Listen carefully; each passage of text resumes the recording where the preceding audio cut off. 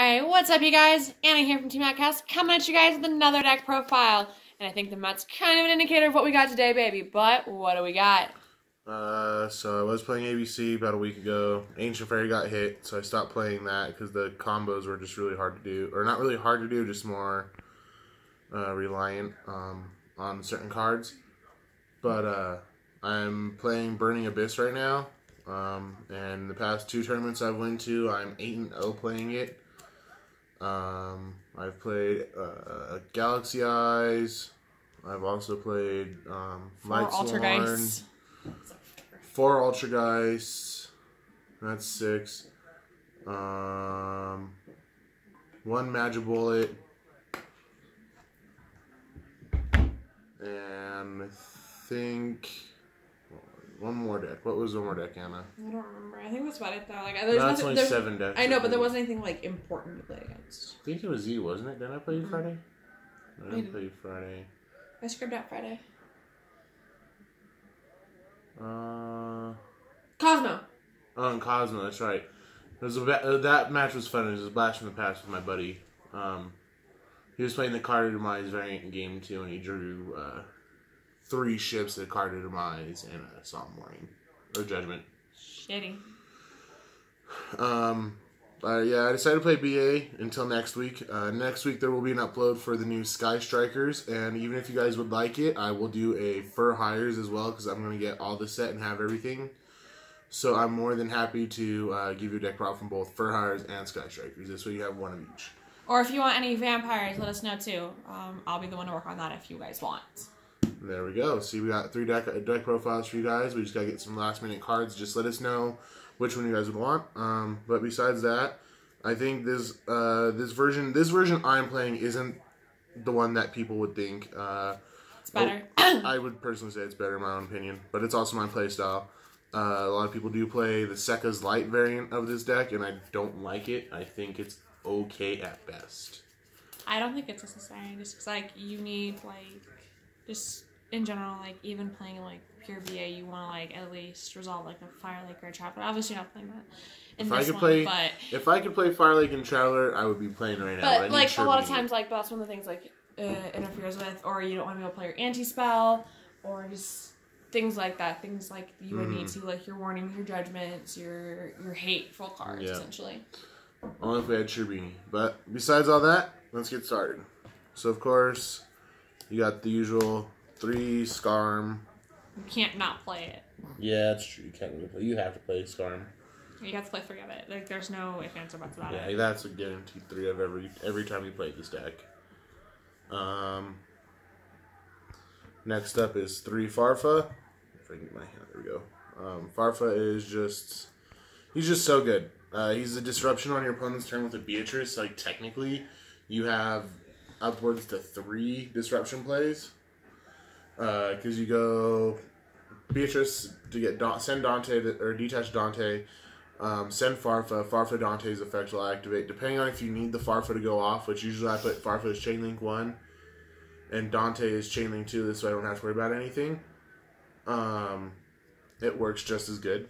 And then, like I said, you get 3, so this is 2 with Farfa and Beatrice.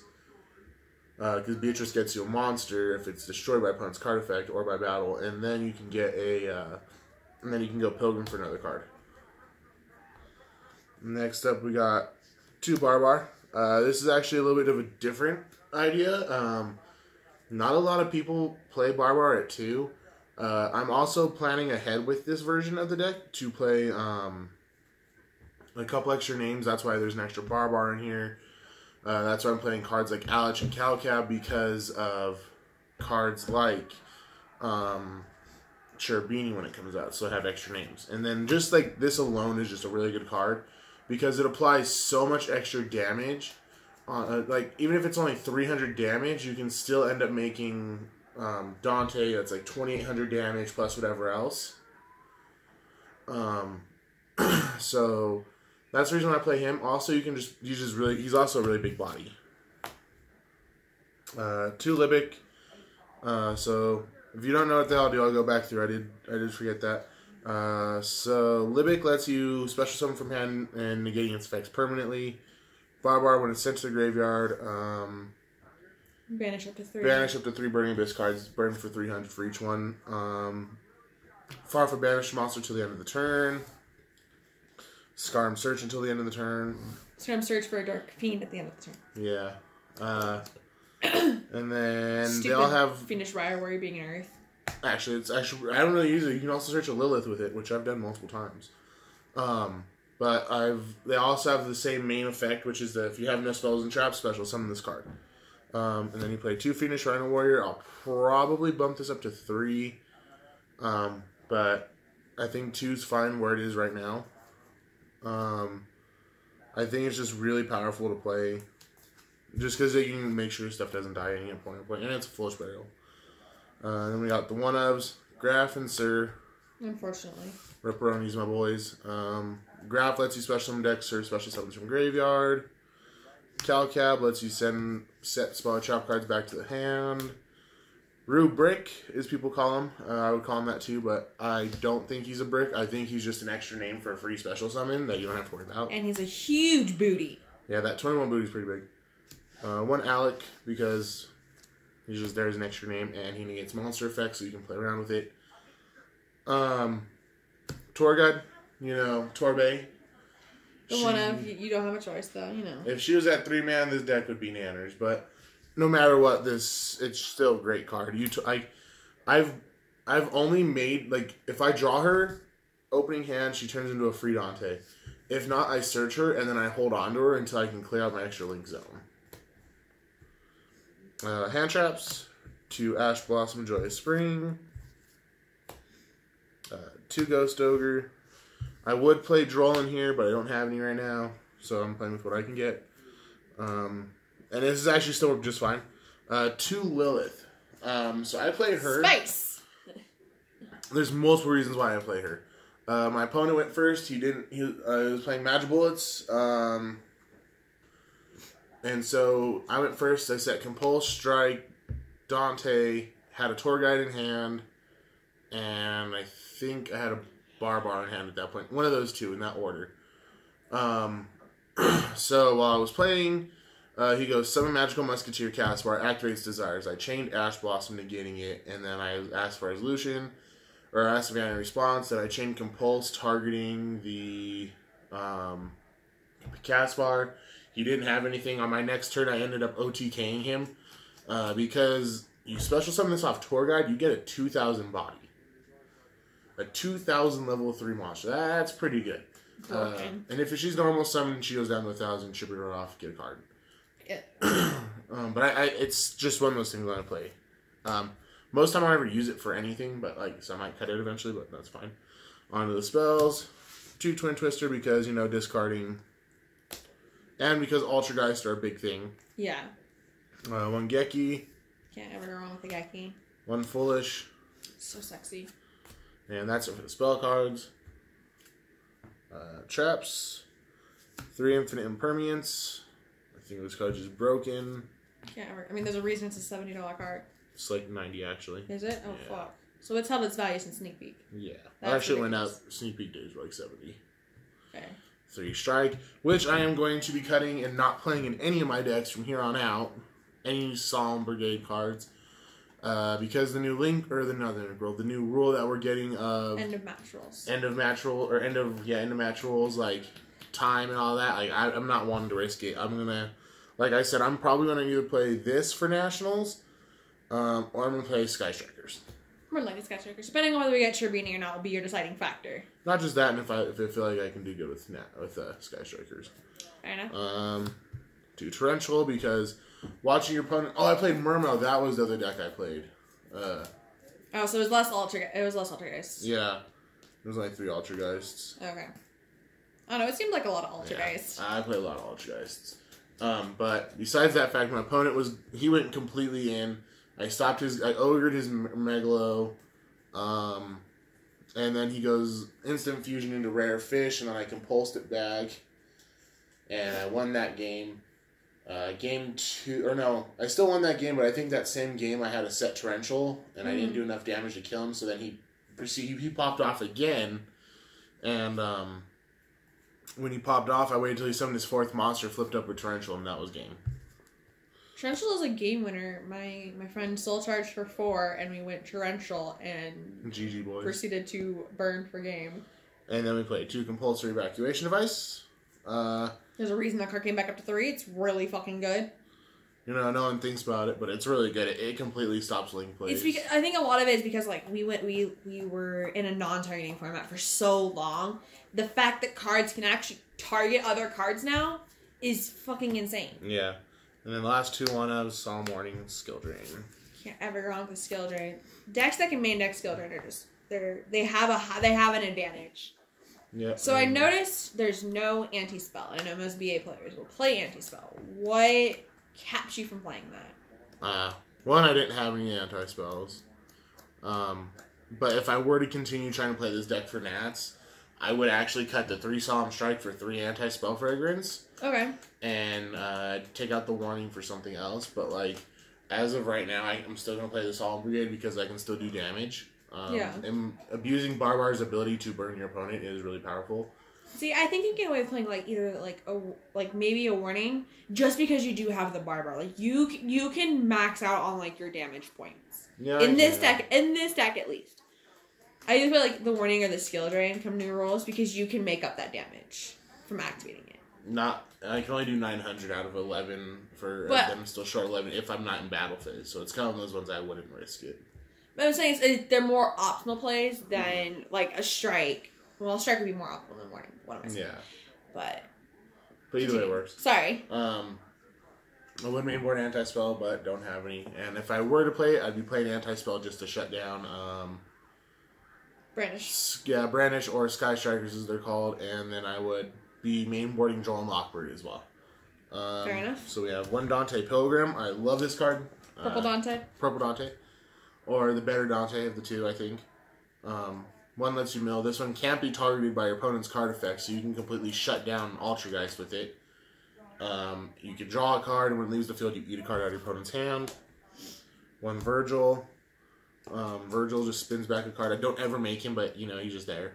He's there in case that like somebody gets over it and you're able to make another Beatrice or whatever. On the rare occasion. I mean, I played against an Ultrageist player, and he bounced back my Beatrice like 3 times, and I summoned it again every time, and I was like, okay, that makes sense. Yeah. 1 Mecha Phantom Beast, and 1 Mecha... Super Mecha Quantum. Yeah, Super Quant Mecha Grand Pulse. The big blue power ship. Yeah. 1 Acid Golem. Because... Only 1? Not playing your Infamous 2 Acid Golem? Nah. Not yet. I'm still toying with it. Like I said, we're testing out ideas. That might become a Fortune Tune going for the new rules. I'm just going to sell Fortune Tune's going to be really good. I feel like it's going to spike up because of the new end of match procedures. Yeah. And then Nightmare Shark. Because why not attack your opponent directly in the face? Again, it's going to be great in end of match rule procedures. Yeah. Break Sword. Can't go wrong. 3 of you, boy. Dante always avoiding that ban list. Dante's a savage. Like, 100% savage. He's like, let's go. I mean, he made it out of the depths of hell, so I'm pretty sure he can avoid anything. Probably. But like, if we're being honest here. Yeah. Dante, because, Dante's good and he's just powerhouse. I mean, 25. you can't not play Dante in Burning Abyss. Yeah. It's like not playing Candina and Trickstars. Thank God. I mean, wait, what? Not playing Marionetter in Altergeist. Yeah. Like, it's your boss monster. It's the dex monster that you rely on. Beatrice is the go monster now. Well, I mean... Dante's just a bitch. Beatrice is the G. Well, we all know Beatrice is the Bae, because she gets you further, but... No, she doesn't get me further, she wins. You can't make Beatrice without Dante. You can, just play level 6s. Not in BA, you can't make it. Should beat 7 cards. You're not gonna... No, now you're trying too hard. Alright, continue, you fuck. Mill 3 gains 500 and sends the graveyard, add back another card. One thing about my deck is they're all originals. So these are first ed DUEA Dantes. You're a rarity whore. Not rarity whore. Yes. It's because they're from the set that has my favorite archetype ever, which was Shadal's, and this is my second favorite archetype ever. So I was like, anything Burning Abyss, I want to pick up original at least. Subtracting, like, the super rares from the OTS packs that we have, which was Graf and Skarm. Because they look good as super, I think gold looks like trash. Gold is trash. the Beatrice, because Beat Rice. She's not beating Ray Rice. What are you talking about? Oh my I God. wish she could. I mean, she probably could. She's not gonna die. She's gonna keep coming back. All right, so this is my favorite card because you end up just winning games because of this card. God, it's so dope. Foolish Brew on your opponent's turn, special summons, and it's destroyed by battle by card effect by opponent's card effect and all that. What's really dumb is I've actually set this with like a torrential tribute, and my opponent's like, all right, how do I play around this Beatrice? And then you let them overextend, and as they're overextending, you just kind of let them sit there, and then like you Farfa, and then or you send a Scarm, or like you send something like I usually send a Scarm, because I don't have a hand after my first turn 95% of the time, so I use it to just get back monsters, and so I just kind of let it sit there, and then when I feel like they've overextended to a point where they have very few resources, I flip up the torrential, and then this just dies, and I'm like, cool, I don't get a monster, and then they're just like, well, you wasted a Beatrice. Like, no, but you wasted majority of your hand. Right, because you think... Yeah. That's broken. One Underclock Taker. I feel like he's coming clutch for you. He really has. Only because I beat Jeremy with it. I mean, but that's... Otherwise, I don't ever make the links in this deck until I get Sherbini. If we get Sherbini, it's just going to get real fast. Well, obviously, you're trying to make first your Sherbini. Be the only link you do. Yeah, well, actually, I play Borload. I don't have any more extra deck stuff right now. I'm not really planning on playing too much of the extra deck right now. The only stuff I'd put in here if I had them was Decode Borload. Fair enough. Let's see here, hold on.